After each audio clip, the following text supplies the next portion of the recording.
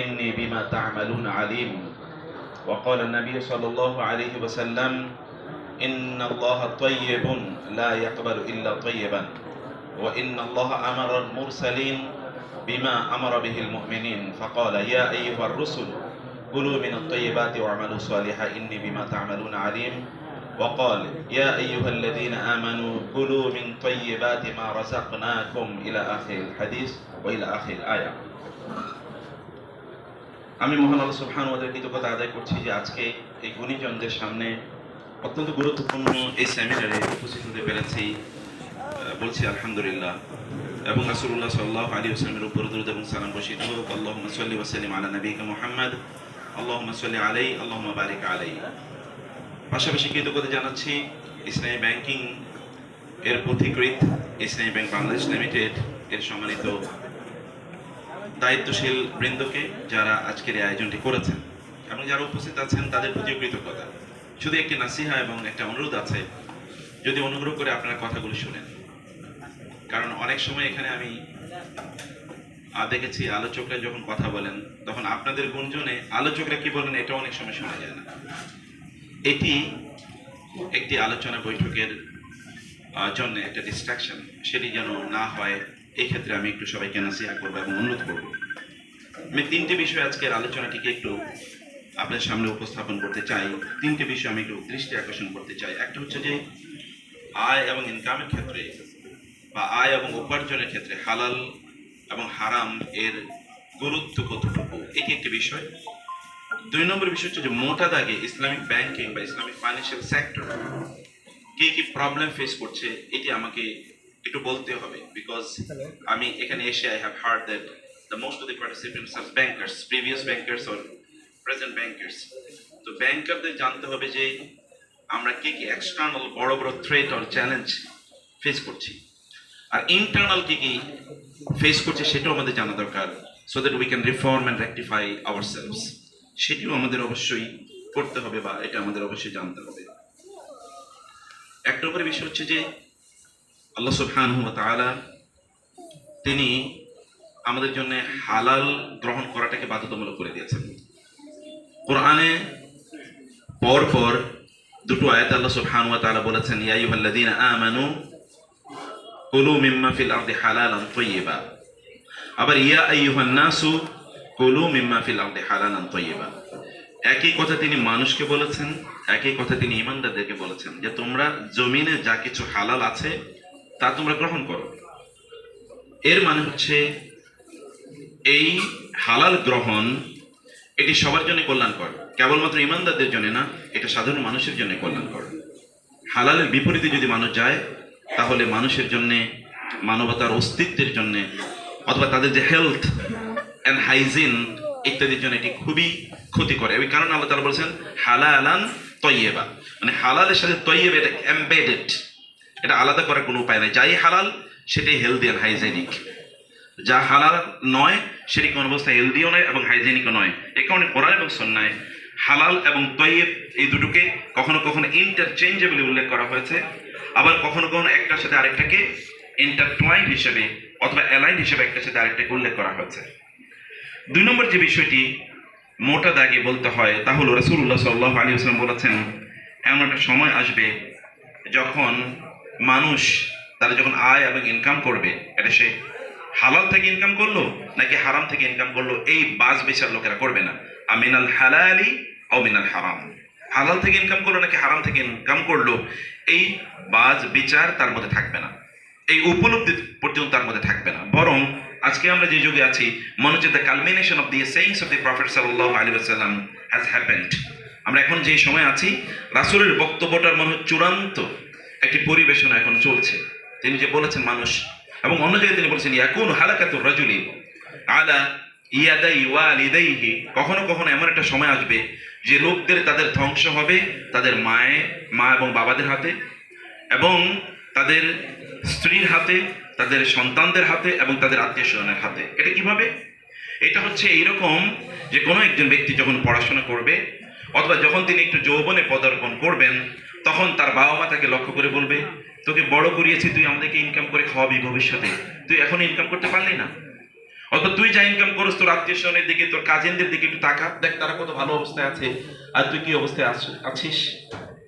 অতএব তারা তাকে ইউআর রুহুম, তারা তাদেরকে লজ্জা দেবে এই কারণে, ফাইন্যান্সিয়াল অবস্থার উপর ভিত্তি করে। এমনকি স্ত্রী বলবে তুমি যদি আমাকে খাওয়াইতে না পারো, ভালোভাবে না রাখতে পারো, তাহলে তুমি বিয়ে করেছো কেন। আমার বান্ধবীদের দিকে তাকাও, তাদের কত বড় ফ্ল্যাট আছে, তারা কত সুন্দর করে গাড়ি বাড়িতে চলে, অথবা তারা বিভিন্ন দেশে ট্যুরে যায়, আর তোমাকে বিয়ে করে আমার জীবন শেষ হয়ে গেছে। অথবা সন্তানরা লক্ষ্য করে বলবে বাবা তুমি যদি আমাদেরকে ভালো স্কুল কলেজ ইউনিভার্সিটিতে নাই পড়াতে পারো, অথবা আমাদের প্রয়োজনগুলো যদি পূর্ণ না করতে পারো, তাহলে তুমি আমাদেরকে জন্ম দিয়েছি। এবং তার ফ্রেন্ড সার্কেল অথবা আত্মীয়স্বজন তাকে লক্ষ্য করে বলবে ওরা কত এগিয়ে গেছে, তুই সে একই জায়গায় আছিস। অথবা তাকে লক্ষ্য করে বলবে তুই এখনো ওই একই পোস্ট বা একই পজিশনে আছিস, এখনো ওই এলাকায় থাকিস, এখনো তুই কোনো বাড়ি করতে পারলি না, তোকে তো 20 বছর আগে যা অবস্থা দেখেছি, 10 বছর আগে যে অবস্থা দেখেছি, এখনো একই অবস্থায় আছিস। এ বলে তাদেরকে যখন লজ্জা দেবে, তখন এই লজ্জা থেকে বাঁচার জন্য লোকেরা তখন ইনকাম করতে যাবে, হালাল না হারাম এটা থেকে সে দেখবে না। এবং আমাদের দেশে আপনারা এগুলো দেখেছেন যে মানুষ যখন তার ইনকাম করেছে বা গত সময়গুলোতে আমরা দেখেছি তিনি কি জন্য ইনকাম করেছেন তিনি জানেন না। এবং এখানে রাসূল ইসলামের কথার বাস্তবতা এসে দাঁড়িয়েছে যে কোনো এক সময় মানুষের কাছে দুনিয়া সবচেয়ে বেশি গুরুত্বপূর্ণ হয়ে যাবে। তিনি বলেছেন ইন্নী ওয়াল্লাহি ইন্নী লা আখশা আলাইকুমুল ফাকরা ওয়ালাকিন আখশা আলাইকুমুদ দুনিয়া। আল্লাহর কসম করে বলছি তোমাদের দারিদ্র্যের আমি ভয় করছি না, আমার উম্মার কেউ না খেয়ে মারা যাবে এটার কোনো ভয় আমার মাঝে নাই, বরং আমি তোমাদেরকে নিয়ে ভয় করছি যে দুনিয়া তোমাদের উপর বিছিয়ে দেওয়া হবে এবং তোমরা দুনিয়া নিয়ে প্রতিযোগিতায় লিপ্ত হবে যেমনি ভাবে অন্যরা প্রতিযোগিতায় লিপ্ত হয়েছিল। ফাতানাফাসুহা কামা তানাফাসুহা ফাতুহলিকাকুম কামা আহলাকাতহুম। যেমনি ভাবে দুনিয়া অন্যদেরকে ধ্বংস করে দিয়েছে তেমনি ভাবে দুনিয়া তোমাদেরকেও ধ্বংস করে দেবে। আমি এই ভয়ে এই আতঙ্কে তোমাদেরকে নিয়ে আছি। এবং সত্যিকার অর্থে তাই ঘটেছে। গোটা পৃথিবী জুড়ে যদি আপনি দেখেন তাহলে ম্যাটেরিয়ালিজম, বস্তুবাদ বা কনজিউমারিজম যেমনি ভাবে অন্যদেরকে ধ্বংস করে দিয়েছে, আমাদেরকে এক ফোঁটা কম ধ্বংস করে নেই। বরং অর্থনৈতিক কার্যকলাপের ক্ষেত্রে অন্যদের মধ্যে যদি কোনো ইন্টিগ্রিটি থাকেও তাহলে মুসলমানদের মধ্যে সেই ইন্টিগ্রিটি একেবারেই নাই অর্থনৈতিক কার্যকলাপের ক্ষেত্রে। বরং আমরা যদি এখানে বলি নৈতিকতা, অনেস্টের কথা যদি বলি, তাহলে এই মানদণ্ডে বা পেরিমিটারে বেঞ্চমার্কিং এ মুসলিমরা অনেক অনেক বেশি পিছিয়ে আছে। এবং চতুর্থত বিষয় হচ্ছে যে আমাদের এই আয় এবং ইনকামের সাথে কেবলমাত্র এই দুনিয়ার সম্পর্ক নয়, আমাদের আখিরাতের সম্পর্ক আছে। সফলতা অথবা প্রতিষ্ঠা এর একটি ভুল মানদণ্ড আমাদের সামনে উপস্থাপন করা হয়েছে। সেটি কি? তা হলো আপনি সফল মানে হচ্ছে আপনি কত টাকা ইনকাম করছেন, তার উপরে সফলতা নির্ভর করে। এবং আমাদের মধ্যেও সেই মানসিকতাই বিরাজ করছে। কোন ব্যক্তি সফল বলেন তো? আপনি দেখবেন যিনি খুবই মার্কেটিং অথবা যেই সাবজেক্টগুলোর বাজার কাটতি ভালো, যেমন তিনি যদি বিজনেসে পড়েন, যেমন আমাদের দেশে মোস্ট পপুলার সাবজেক্ট হলো বিবিএ অথবা এমবিএ। বিবিএ এবং এমবিএ করে কি লোকেরা? অধিকাংশ কি ব্যবসা করে নাকি ব্যবসায়িক প্রতিষ্ঠানের সাথে তাদের কোনো সম্পর্ক আছে? কিছুই নাই। দেখবেন এটা তিনি করেছেন বিবিএ কিন্তু তিনি স্কুলে পড়াচ্ছেন, অথবা করেছেন এমবিএ তিনি হয়তো স্কুলে বা মাদ্রাসায় তিনি পড়াচ্ছেন। তাহলে ওই পড়া কেন? ওই পড়াটাকে পপুলার কারা বানালো বা ওইটার আবশ্যকতা কতটুকু ছিল সেটা আমরা কোনোদিনই ভাবি না। ওইখানে ওইটার বাজার কাটতে ভালো কেউ আমাদেরকে বলেছে ওইটার employability is greater than the employability of other subjects. যেমন ইসলামিক স্টাডি যদি আপনি পড়েন, আরবিক ল্যাঙ্গুয়েজ পড়েন, ইসলামিক হিস্ট্রি পড়েন, অথবা এই জাতীয় সাবজেক্ট যদি আপনি পড়েন তাহলে বাজার কাটতি খুবই কম। ওইটা যদি আপনি পড়েন তাহলে বাজার কাটতি ভালো। এই কারণে ওই সকল সাবজেক্টগুলোতে আমরা যাই। আমাদের বাচ্চাদেরকেও যখন আমরা পড়াই তখন আমাদের মাথায় থাকবে দুনিয়া, মাথায় থাকেও দুনিয়া, যে ভবিষ্যতে করবে কি, খাবে কি, এটা চিন্তা এবং চেতনা আমাদের মাথায় আছে। কিন্তু এর বাইরে মহান আল্লাহ সুবহানাহু ওয়া তাআলা যে আমাদের রিজিকের জিম্মাদারি নিয়েছেন এই বিশ্বাস আমাদের মধ্যে নাই। হতে পারে আমরা মুখে এটাকে কপচাই বা আওড়াই, এতটুকুই। ওমা মিন দাব্বাতিন ফিল আরদি ইল্লা আলাল্লাহি রিজকুহা, আমরা এই কথা বলি, মুখে উচ্চারণ করি, কিন্তু আমাদের দৌড়ছাপ থেকে মনে হয় না যে আমরা সত্যি করতে এটাকে বিশ্বাস করি। আমাদের যদি অফিস আওয়ারের কথা চিন্তা করি 9টা থেকে 5টা, একবার চিন্তা করে দেখেন তো। অথবা যদি আমরা অফিস আওয়ারের কথা চিন্তা করি 9টার 5টার এর বাইরে বা কমপক্ষে 8 ঘন্টা যদি ইন্টারন্যাশনাল স্ট্যান্ডার্ড, এটা ইসলামিক স্ট্যান্ডার্ড না, এটা ইন্টারন্যাশনাল বা অন্যদের চাপিয়ে দেয় স্ট্যান্ডার্ড আমি বলছি, সেটাও যদি আপনি ধরে নেন, আপনার বাসা থেকে নামেন সকাল 7টায়, যখন ফেরেন তখন বাজে রাত 7টা, এর মধ্যে 12 ঘন্টা সময় গেছে। 12 ঘন্টা কেবল দুনিয়ার জন্য। এর মধ্যে আখিরাতে শুধুমাত্র মাধ্যমে নামাজ পড়ি, তাও আমার কাজটা ডেস্কটপে রেখে যাই, নামাজের মধ্যে ওই কাজের কথা মনে পড়ে ওটা কখন শেষ করবো, অথবা আমি অন্যান্য কাজ করি, তার মধ্যে আমি নামাজ হয়তো মাঝে মাঝে পড়ি, এরপরে বাকি তো 8 ঘন্টা ঘুমাই, 12 ঘন্টা আর 8 ঘন্টা তো 20 ঘন্টা, আর 4 ঘন্টার মধ্যে টয়লেট আছে, আমাদের খাবার দাবার আছে, এছাড়া ফেসবুক আর ইউটিউব তো আছেই, টেলিভিশন তো আছেই। তাহলে আপনি আপনার সফলতার জন্য, যেই সফলতার কথা আল্লাহ এবং আল্লাহ রাসূল আমাদেরকে বলেছেন, তার জন্য কতটুকু সময় আমরা দিচ্ছি? এই কারণে তথাকথিত যে সুখের পেছনে আমরা ঘুরছি, এই সুখ আসলে আমাদের কাছে একটা অলীক জিনিস। এটা কেবল আমরা দৌড়াচ্ছি এই সুখের পেছনে, কিন্তু এই সুখ কোনোদিন আমরা কেউ উপলব্ধি করি না, এবং কেউ বলতেও পারে না আসলে সুখটা কি। কারণ সুখ উপলব্ধি করার জন্য যেই কাজগুলো আমাদের করা দরকার, এই কাজগুলোর সাথে আমাদের কোনো ওরিয়েন্টেশন হয় না, ইন্ট্রোডাকশন হয় না, এগুলো কোনো প্র্যাকটিস আমাদের মাঝে নাই। রাসূলুল্লাহ সাল্লাল্লাহু আলাইহি ওয়াসাল্লামের জীবন চরিত্র একবার দেখেন তো, তিনি কত ঘন্টা কাজ করেছেন দুনিয়ার জন্য, আর আখিরাতের জন্য তিনি কতটুকু কাজ করেছেন। অথবা সালাফদের কথা একবার চিন্তা করে দেখেন, দুনিয়া তাদের কাজ কতটুকু ছিল, আখিরাতের কাজ তাদের কতটুকু ছিল, তারা কতটুকু সুখ এই দুনিয়ায় অর্জন করেছেন, আর আমরা কতটুকু সুখ অর্জন করছি। কেবলমাত্র দুনিয়ার এই প্রবৃদ্ধি অথবা দুনিয়ার তথাকথিত উন্নয়ন, যে উন্নয়নের আমাদেরকে ধারণা দেওয়া হয়েছিল অনেক বড় অট্টালিকা হওয়া, মেট্রো রেল হবে, অথবা ধরেন আপনার নতুন করে এয়ারপোর্ট তৈরি হবে, অথবা অনেক 4 লেনের রাস্তা তৈরি হবে, অথবা ধরেন আপনার কি আরো ওই যে ব্রিজ হবে, বিশাল বিশাল ব্রিজ নদীর উপরে, পদ্মা, মেঘনা, যমুনা, এগুলোই আমাদেরকে উন্নয়নের গল্প শোনানো হয়েছে, এগুলো আমাদেরকে সুখ দেবে, কিন্তু প্রকৃত অর্থে কতটুকু সুখ দিয়েছে এখন তো আমরা বুঝতে পারছি। তাহলে এটাই সত্যিকার অর্থে উন্নয়নের এই ধারণাটি গোটা পৃথিবী জুড়ে আছে। গ্রাম অঞ্চলে কোনো এক সময় সুখ ছিল, কিন্তু এখন আপনি গিয়ে দেখেন, এখানে আগে ছনের অথবা ধরেন টিনের ঘরে লোকেরা থাকতো, সেখানে সুখ ছিল। এখন বাপদাদারা যারা আছেন এখনো বেঁচে, তাদেরকে জিজ্ঞেস করে দেখেন সুখ ছিল কিনা। আর এখন প্রত্যেকটা জায়গায় হয়তো 2 তলা 3 তলা 4 তলা বিল্ডিং আছে গ্রামে, কিন্তু সুখ আছে কিনা দেখেন তো। তবে সুখ কোন রাস্তায় আসে? সুখ কি তথাকথিত উন্নয়নের রাস্তা দিয়ে আসে, নাকি সুখের একটা ভিন্ন মনস্তত্ত্ব ইসলাম আমাদেরকে দিয়েছে? সেটি অবশ্য আমাদেরকে বোঝা দরকার। আপনি সেজদায় লুটিয়ে পড়লে যে সুখ পাবেন, সেই সুখ আপনি এয়ার কন্ডিশনের নিচে কখনোই পাবেন না। শরীরের সুখ মূল সুখ নয়, শরীর আমাদেরকে সুখ দিতে পারে না, শরীর আমাদেরকে চাহিদা প্রদান করে, সুখ দেয় অন্তর। এই কারণে আল্লাহ তাআলা বলেছেন আলা বিযিকরিল্লাহি তাতমাইন্নুল কুলুব, এজন্য তিনি বলেছেন ইয়া আইয়াতুহান নাফসুল মুতমাইন্না। নফসটা মূলত সুখ পায় অথবা সুখ দেয়, শরীর মানুষকে সুখ কখনো দেয় না অথবা সুখ কখনো পায় না। এই কারণে মহান আল্লাহ সুবহানাহু ওয়া তাআলা আমাদেরকে সফলতার সঙ্গে আমাদেরকে ভিন্নভাবে দিয়েছেন। আমাদের কাছে সফলতার যে পশ্চিমা ধ্যান ধারণা আছে, এটা থেকে ভিন্ন একটা ইসলামী সফলতার ধ্যান ধারণা আমাদের কাছে আছে। রাসূলুল্লাহ সাল্লাল্লাহু আলাইহি ওয়াসাল্লাম মক্কার অথবা মদিনার যে লোকদেরকে নিয়ে সভ্যতা তৈরি করেছিলেন, যেই সভ্যতার আলোকে এখনো আমরা আলোকিত, সেই যে সভ্যতার 1500 বছর আগে আলো জ্বালিয়েছেন, সেই আলো এখনো আমাদেরকে আলোকিত করে যাচ্ছে। সেখানে লোকেরা কারা ছিল? তারা কি পৃথিবীর সবচেয়ে বড় ব্যবসায়ী ছিল? তারা কি পৃথিবীর সবচেয়ে ধনী লোক ছিল? ওইখানে কি ছিল? আরবের এই মক্কার যেই অঞ্চলটিকে আল্লাহ তাআলা উম্মুল কুরা বলেছেন, পৃথিবীর সেন্টার বলেছেন, এই গোটা পৃথিবীর আধ্যাত্মিকতার অথবা সুখের কেন্দ্রবিন্দু, সেখানে কতটুকু সম্পদ তখন ছিল? ইব্রাহিম আলাইহিস সালাম যখন তার সন্তানকে এখানে রেখে যান এবং তার স্ত্রীকে, তিনি বলেছেন রব্বানা ইন্নী আসকানতু মিন যুররিয়াতি বিওয়াদিন গায়রি জি জারইন ইনদা বাইতিকাল মুহাররাম। হে আল্লাহ, আমি আমার সন্তান এবং আমার পরিবারকে, আমার পরবর্তী বংশধরকে এমন একটা জায়গায় রেখে গেছি, গায়রি জি জারইন, it is a land which is not of producing fruits, মানে এটার ইনহেরেন্টলি এটা কোন ধরনের ফল বা ফসল উৎপাদনের যোগ্যতাই রাখে। ইনহেরেন্টলি বাই ডিফল্ট এটাকে সৃষ্টি করা হয়েছে জমিনটা এমন ভাবে যে এখানে কোনোদিন ফসল উৎপাদন হবে না, এবং তাই হয় না, এখনো হয় না এখানে ফসল উৎপাদন। এরকম একটা জায়গায় তিনি রেখে গিয়েছেন, কারণ কি? রব্বানা লিয়াকিমুস সালাহ। হে আল্লাহ, উদ্দেশ্য হচ্ছে আপনার ঘরের কাছে রেখে গেলাম যেন তারা নামাজ আদায় করে, কারণ এর মাধ্যমে ফেলিসিটি, সাকসেস, সফলতা মূলত এর মাধ্যমে আসবে। ফাজআল আফইদাতাম মিনান নাসি তাউবি ইলাইহিম। আমরা এখনো মরুভূমিতে দৌড়ে যাই কেন? আমরা সুইজারল্যান্ডে যাওয়ার পরিবর্তে আমরা যাই এখানে, আমরা অথবা কাশ্মীরের চেয়ে মক্কায় যাওয়াকে অনেক বেশি পছন্দ করি, কারণ ওইখানে আমাদের কি আছে? আমাদের সত্যিকার অর্থে হৃদয়ের টান ওইখানে আছে, সুপ্তভাবে আছে। এটাকে যদিও ম্যাটেরিয়ালিজম, কনজিউমারিজম, ক্যাপিটালিজম এটাকে যদিও চাপিয়ে রাখার চেষ্টা করে, কিন্তু যখনই আমরা একাকী হই তখন ওইখানে যাওয়ার জন্য আমাদের অন্তরটা তখন আনচান করতে থাকে, উদ্গ্রীব হতে থাকে, আমরা তখন সেখানে যাই এবং সেখানে সুখ পাই। সত্যি করতে আপনি যারা এখানে গিয়েছেন, এখানে আপনার রিয়েল সুখটা আপনারা এখানে উপলব্ধি করেছেন, অনেকেই হতে পারে, অথবা যারা যাননি তারা এখানে যাওয়ার চেষ্টা করুন এবং দেখুন যে সুখটা সেখানে সত্যিকার অর্থে আছে কিনা।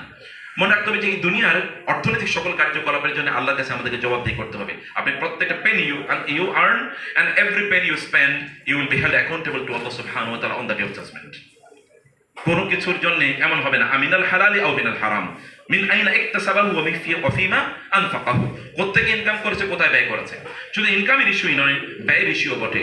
আমাদেরকে পশ্চিমা ধ্যান ধারণায় আমাদেরকে বলেছে আপনি কোত্থেকে ইনকাম করেন, কোথাও কোথাও বলেছে কোত্থেকে ইনকাম করেন এটা ধর্তব্য না, আবার কোথাও কোথাও বলছে কোথায় আপনি খরচ করেন তাও ধর্তব্য না। কিন্তু আপনি যে দিন অথবা যে দর্শন আপনি লালন করেন, সে দর্শন আপনাকে বলেছে কোত্থেকে আপনি ইনকাম করেন, কোথায় আপনি খরচ করেন, তার জন্য আপনাকে জবাবদিহি করতে হবে। আপনার ফোকাস কি, ইনকামের লক্ষ্য কি, উদ্দেশ্য কি। আপনার ইনকাম যদি আপনাকে না বাঁচাতে পারে আখেরাতে, তাহলে ইনকাম করছেন কি, অথবা ইনকাম আমরা করছি কি কারণে, কি উদ্দেশ্যে করছি। আমার প্রতিদিনের ইনকাম কি আমাকে জান্নাতের দিকে এগিয়ে নিয়ে যাচ্ছে নাকি জাহান্নামের দিকে এগিয়ে নিয়ে যাচ্ছে। আপনার রাসূল কি করেছেন চিন্তা করে দেখেন তো, অর্থনীতির ব্যাপারে তার দর্শন কি ছিল। তিনি একবার তার স্ত্রীকে বললেন যে ওইখানে এতটুকু এতটুকু দেরহাম আছে, স্বর্ণ মুদ্রা আছে, রৌপ্য মুদ্রা আছে, এগুলো দান করে দাও। এবং তার স্ত্রীকে আবার কিছুক্ষণ পরে জিজ্ঞেস করলেন আয়েশা রাদিয়াল্লাহু তাআলা, ওগুলো দান করেছো? বললেন এখনো দান করি, সময় পাইনি। আচ্ছা দান করে দাও। তৃতীয়বার আবার জিজ্ঞেস করলেন তুমি কি ওগুলো দান করেছো? বলে না করিনি। তিনি বললেন তুমি যদি এগুলো এখনো যদি তুমি এগুলো ব্যয় না করো, দান না করো, আমি যদি এখন মারা যেতে আমার রবের সামনে আমি কি নিয়ে দাঁড়াবো। তিনি যদি আমাকে বলেন তোমার ঘরে তো 7 দিরহাম ছিল, 7 দিরহাম মানে কয় টাকা বাংলাদেশের, আমি জানি না এটা 500, 1000, 2000, 5000 টাকা হবে কিনা জানি না। তুমি এটা নিয়ে যদি আমি আল্লাহর সামনে, আমি যদি মারা যাই এখন, তাহলে আল্লাহর সামনে গিয়ে আমি দাঁড়াবো কি নিয়ে।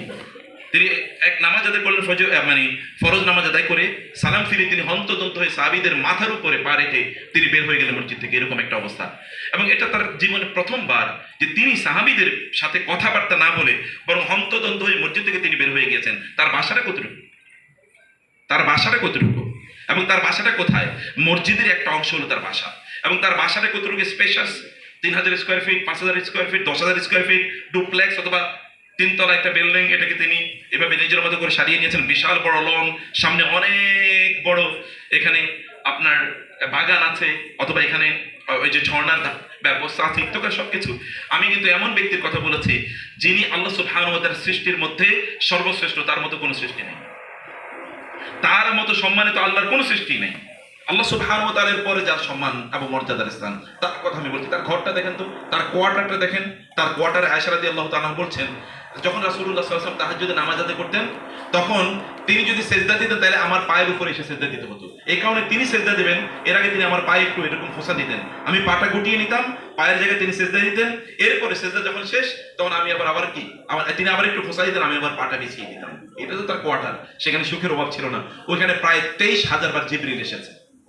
আর আমাদের ঘরে কে আসে? আমাদের ঘরে ফেরেশতা তো অনেক সময় আসতে লজ্জা পায় যে এই ঘরে যাওয়া যাবে। আর সেখানে ফেরেশতা জিবরিল আগমন ঘটেছে। জিবরিল কে? আল্লাহ সুবহানাহু ওয়া তাআলা জিবরিল ব্যাপারে বলেছেন আল্লামাহু শাদীদুল কুওয়া যু মিররাতিন ফাসতাওয়া ওয়া হুয়া বিল উফুকিল আলা মুতাইন সাম্মা আমিন। জিবরিল ব্যাপারে নাযালা বিহির রূহুল আমিন মান কানা আদুওয়ান লিল্লাহি ওয়া মালাইকাতিহি ওয়া জিবরিল ওয়া মিকালা ফাইন্নাল্লাহা আদুউল কাফিরিন। জিবরিলের মর্যাদা আল্লাহর কাছে এত বেশি, 600 ডানা দিয়ে আল্লাহ তাআলা তাকে তৈরি করেছেন। এক একটা ডানার বিস্তৃত হচ্ছে আসমান এবং জমিনের মধ্যখানে যতটুকু জায়গা আছে ততটুকু জায়গা। সে জিবরিল আলাইহিস সালাতু ওয়াস সালাম তার কাছে আসেন এখানে এই ছোট্ট কোয়ার্টারে। এই কোয়ার্টারে কিন্তু আপনার এবং আমার দৃষ্টিতে এই বিত্ত বৈভবের কিছুই নাই, ছিটে ফোটো পর্যন্ত নাই। তিনি ঘরে ঢুকে কখনো কখনো তার স্ত্রীকে বলতেন যে খাবার আছে কিনা। সকালবেলা 8টা, 8:30টার দিকে যখন তার সালাতুল ফজর শেষ হতো, সাহাবায়ে কেরামদেরকে নিয়ে বসতেন। এর মধ্যে লোকেরা আসতো, সাধারণ মানুষ আসতো, তার সাথে কথা বলতো, গল্প করতো, অথবা তাদের কষ্টের কথাগুলো বলতো, অথবা রাসূল সাল্লাল্লাহু আলাইহি ওয়াসাল্লামের কাছ থেকে মেডিকেশন নিত, ঝাড়ফুঁক নিত, অথবা তার কাছ থেকে পরামর্শ নিত। এরকম কাজের পর তিনি ইশরাকের নামাজ আদায় করতেন। তারপরে ঘরে গিয়ে বলতেন খাবার আছে? বলে না খাবার নাই। তো ঠিক আছে, কোনো সমস্যা নেই, আমি আজকে রোজা রাখলাম, আমি আজকে রোজা রাখলাম। তিনি কি কোনোদিন অভিযোগ করেছেন আমার সুখ নাই? তিনি কোনোদিন অভিযোগ করেছেন আমার সুখ নাই, শান্তি নাই? এই অভিযোগ তিনি কখনো করেন নাই। বরং তিনি সুখের প্রেসক্রিপশনই আমাদেরকে দিয়ে গিয়েছেন কিভাবে সুখ থাকতে হয়। আপনি বলেন তো, তার স্ত্রীর কোনোদিন অভিযোগ করেছে যে আমাদের খাবার নাই, বিপ্লব অথবা যুদ্ধ করবে এবং বাপের বাড়িতে চলে গেলাম, খাবার নাই? আমাদের বউরা তো প্রায় প্রতিদিনই ঘাটতি করতে ভুল করে বাপের বাড়িতে চলে যাও, যে তোমার বিয়ে করে আমার জীবনটা শেষ হয়েছে, ভুল করে ফেলছি, অথবা বাপের বাড়িতে চলে যাবে, অথবা আপনি বিশাল বিত্ত বৈভব দিয়েছেন।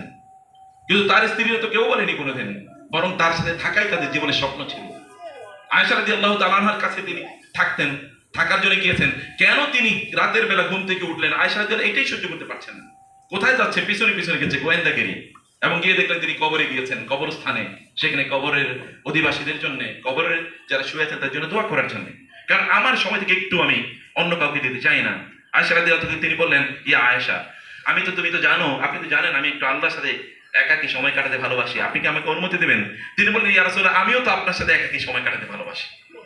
না, এইরকম ভালোবাসা কিছুই নাই, কিন্তু ভালোবাসা বা সুখের অভাব নাই। আর আমাদের সবই আছে, ভালোবাসা বা সুখের এখানে প্রচন্ড অভাব। তাহলে মূল প্রবলেমটা এখানে আসলে কোথায়, সেটা আমাদেরকে আইডেন্টিফাই করতে হবে। আমরা কিসের পেছনে ঘুরছি, আমরা পাচ্ছি কি? রাসূলুল্লাহ সাল্লাল্লাহু আলাইহি ওয়াসাল্লামের ঘরের অবস্থা তো ছিল এরকম, এতটুকুর মধ্যেই তিনি হন্তদন্ত হয়ে তিনি বললেন, চলে গেলেন। কিছুক্ষণ পর তিনি ফিরে আসলেন। সাহাবীরা বলেন, ইয়া রাসূলুল্লাহ, আপনি তো জীবনে এরকম কখনোই করেন নাই, আমাদেরকে এরকম রেখে আপনি দৌড়ে চলে গেলেন, আবার আপনি ফিরে আসলেন, এটা তো কখনো করেন নাই। কেন কি হয়েছে? বলে, নামাজের মধ্যে আমার মনে পড়েছিল আমার ঘরে ছোট্ট এক ফোঁটা দিনার আছে। দিনার মানে স্বর্ণ মুদ্রা, ছোট। তখন স্বর্ণ মুদ্রা তো বিভিন্ন টাইপের হয়, যত বড় তত দাম বেশি, যতটা চকচকে তত দাম বেশি, তো কার অনেক ইস্যু আছে। তোমার এতটুকু আছে, আমার মনে পড়ে গেল। আমার মনে পড়লো, আমি যদি এখন মারা যাই, আল্লাহ যদি আমাকে বলেন তোমার ঘরে তো একটুকু স্বর্ণ মুদ্রা ছিল, এটা তুমি রেখে এসছো, জমা করে এসছো কার জন্য?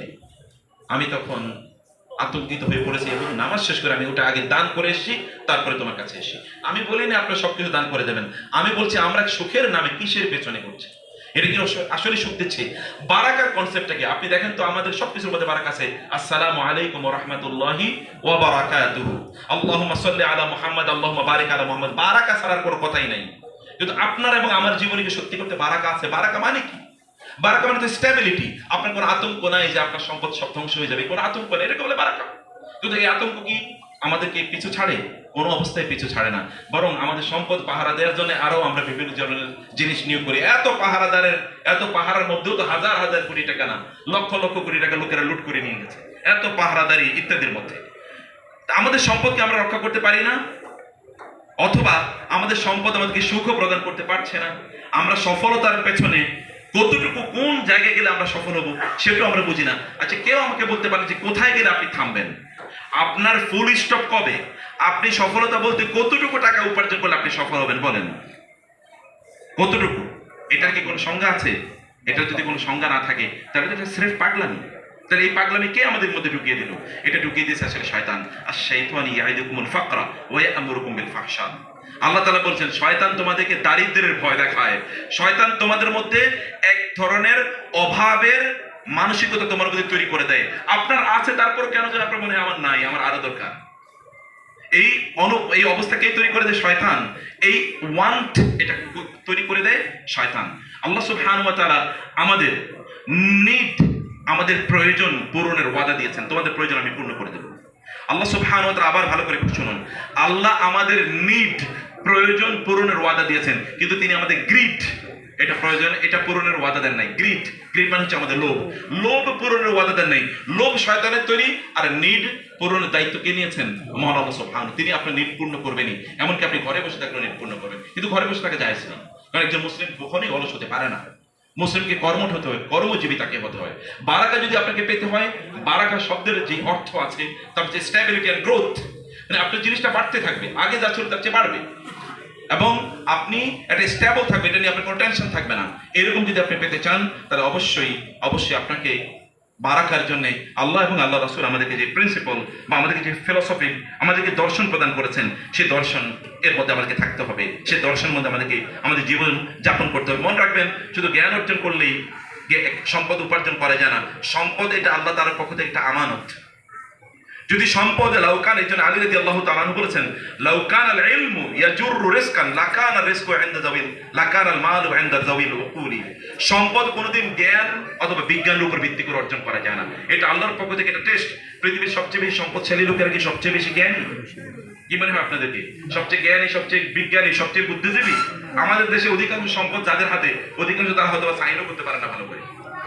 যিনি সবচেয়ে বেশি টাকা পয়সার অধিকারী, তিনি হয়তো বিশ্ববিদ্যালয়ের চত্বরে কোনোদিন হাঁটেন নাই, স্কুলের চত্বরে কোনোদিন হয়তো পার করেন নাই।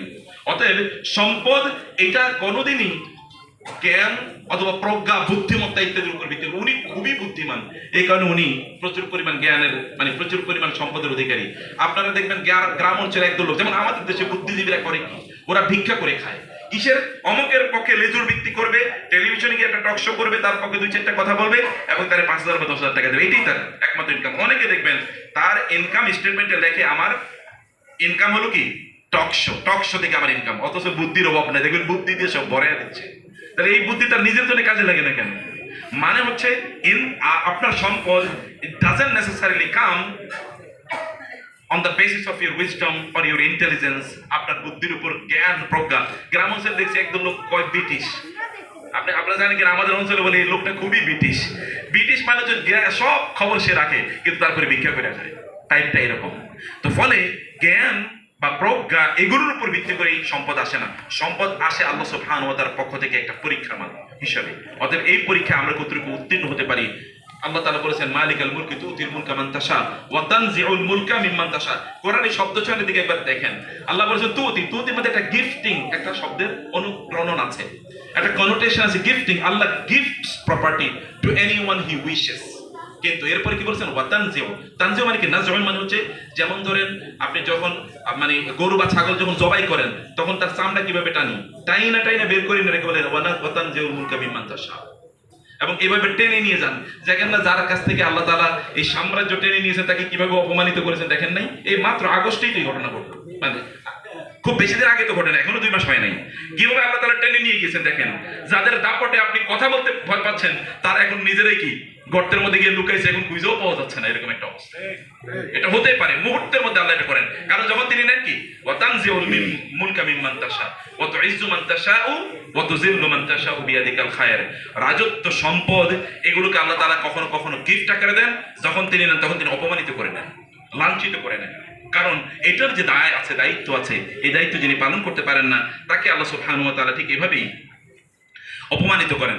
আমাদের সম্পদের জন্য আমাদের এই কারণে লোভটাকে নিয়ন্ত্রণ করা দরকার, একটা ফুল স্টপ রাখা দরকার, কোথায় গিয়ে আমি থামবো এরকম একটা জায়গায় যাওয়া দরকার। মনে রাখবেন আপনি খেয়ে কোনোদিন নিজকে পরিতুষ্ট করতে পারবেন না, আর আমরা খাইও বা কতটুকু আপনি খেতে পারবেন, কতটুকু আপনি ব্যবহার করতে পারবেন বলেন।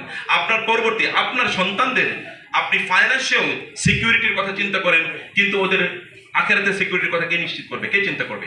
আপনি চিন্তা করছেন আপনি মরে গেলে আপনার সন্তান খাবে কি? আপনি কি চিন্তা করেছেন আপনি মরে গেলে আপনি খাবেন কি, মানে আপনি যাবেন কোথায়?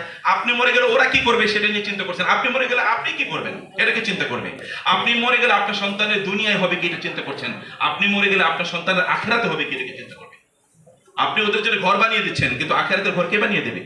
আপনি ওদের জন্য দুনিয়ার ফাইন্যান্সিয়াল সিকিউরিটি নিশ্চিত করছেন, আখিরাতের জান্নাত নিশ্চিত করবে কে? ওদের আখিরাতের গ্যারান্টি আল্লাহ সুবহানাহু ওয়া তাআলা নেন নাই, কিন্তু দুনিয়ার গ্যারান্টি আল্লাহ তাআলা নিয়ে নিয়েছেন। ওরা দুনিয়া না খেয়ে মারা যাবে না, আপনি না থাকলে ওরা কোনোদিন মারা যাবে না। আপনারা দেখেন আসহাবুল কাহফ, আপনার সূরাতুল কাহফে ওই 2টা বালকের কথা আপনারা জানেন। وأما الجدار فكان لغلامين يتيمين في المدينة وكان تحته كنز لهما وكان أبوهما صالحا। পিতামাতার দায়িত্ব হচ্ছে তার সৎভাবে জীবন যাপন করা। পিতামাতা যদি সৎভাবে জীবন যাপন করে সন্তানদের ফাইন্যান্সিয়াল সিকিউরিটি দায়িত্ব আল্লাহ তাআলা নিয়ে নেন। এবং কিভাবে নেন আপনি জানেন যে এখানে খিদির আলাইহিস সালাম এবং মূসা আলাইহিস সালাম তারা কিন্তু একটা সফরে ছিল, এবং এখানে 3টি ঘটনা ঘটেছে। তৃতীয়বারও মূসা আলাইহিস সালাম ভুল করে খিদির আলাইহিস সালাম প্রশ্ন করলেন কেন কাজটি করেছেন। কাজটা কি? তার একটা এলাকায় গেল, ঘুরতে ঘুরতে সারাদিন ঘুরেছে, এখন তাদের ক্ষুধা লেগেছে, একটা এলাকায় গিয়েছে। যাওয়ার পরে ওই এলাকাবাসীদের কাছে বললো আমাদের একটু বাড়ি, একটা বাড়ির কাছে গিয়েছে, ঘরের কাছে বলে একটু খাবার দাও। ওরা বলো না খাবার দেবে না। এরপরে খিদির বললেন এদের ঘরটা তো ভেঙে পড়ছে, চলো ঘরটা ঠিক করে দিই। ঘরটা ঠিক করে দিলে খিদির, মূসা কিন্তু ঘর ঠিক করেন নাই। কিন্তু খিদির আলাইহিস সালামকে মূসা আলাইহিস সালাম বললেন আপনি ঘরটা ঠিক করার পরে ওদের কাছে কিছু টাকা চাওয়া উচিত। বলে কেন? বলে ওরা আমাদেরকে একটু খাবার দিল না, আর ওদের ঘর আপনি বিনা ফ্রিতে তৈরি করে দেবেন। খিদির আলাইহিস সালাম বললেন তুমি আর আমার সাথে থাকতে পারবে না, যাও। এরপরে তিনি কি করলেন? এইগুলো সব ব্যাখ্যা করলেন। তিনি বললেন এই যে ঘরটি, একটা কাজ আমি নিজের সিদ্ধান্তে করিনি, সব আল্লাহ বলেছেন। এই যে ঘরটি, এই ঘরটা কি ছিল কার? লিগুলামাইনি ইয়াতীমাইনি, ফর 2 অরফান বয়েস, 2 আপনার ইয়াতিম বালকের। এবং ওয়াকানা আবুহুমা সালিহা, তাদের বাবা ছিল, বাবারা এখানে আছেন এই কারণে বলছি, তাদের বাবা ছিল ভালো মানুষ। সালিহা, বাবা কি ছিল? ভালো মানুষ ছিল, বাবা ছিল ভালো মানুষ। এই 2টা বাচ্চা ইয়াতিম, বাবা এবং মা মারা গিয়েছে। মারা যাওয়ার আগে তাদের কিছু টাকা পয়সা ছিল, এগুলো তারা মাটির নিচে পুঁতে গিয়েছে, এবং আল্লাহকে বলেছে আল্লাহ আমাদের সন্তানগুলো বড় হওয়া পর্যন্ত যেন এখানে থাকে এবং এরা যেন এটা খুঁজে পায়। ছোট মানুষেরা জানেই না।